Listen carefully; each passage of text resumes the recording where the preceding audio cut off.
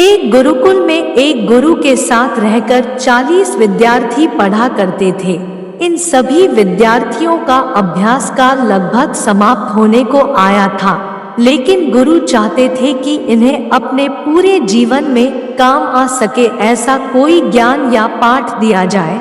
इसी विचार को ध्यान में रखकर गुरु ने सभी शिष्यों को एक जगह एकत्रित किया और उन्हें बताया कि वह एक कक्ष में एक समस्या को रखने वाले हैं और आप सभी को मिलकर यह सोचना है या फिर कुछ ऐसा करना है कि इस समस्या का हल निकल आए या वह समस्या ही खत्म हो जाए। गुरु ने एक खाली कक्ष में एक बहुत ही सुंदर नक्काशी काम की हुई फूलदान रख दिया और सभी शिष्यों को उस कक्ष के अंदर बुलाया।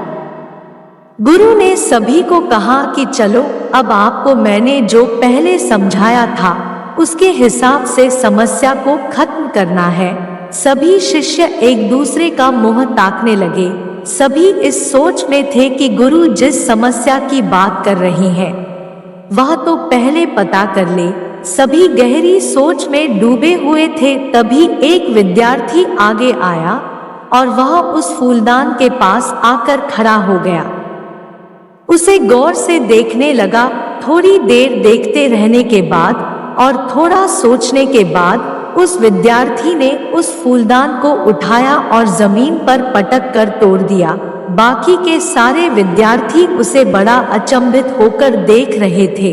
तभी गुरु ने उसकी पीठ पर हाथ थपथपाया और उसे शाबाशी दी और कहा कि तुमने अच्छा किया, तुम ही मेरी बात को अच्छे से समझ पाए हो।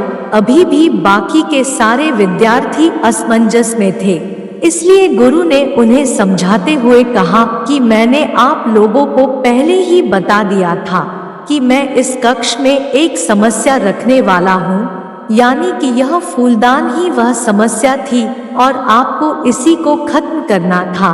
समस्या समस्या होती है, चाहे वह कितनी भी खूबसूरत क्यों ना हो, उससे इसी तरह से निपटा जाना चाहिए। अगर हम समस्या के मोह में पड़ गए तो वह हमारा जिंदगी भर साथ नहीं छोड़ती। इसलिए जब भी समस्या, कठिनाइयां नजर आए तो उनसे लड़ पड़ो, उन्हें खत्म कर दो। एक यही तरीका है उन्हें पछाड़कर आगे बढ़ने का। दोस्तों, है ना कितनी सिंपल कहानी, लेकिन जो बात हमें समझाती है वह कितनी प्रासंगिक है।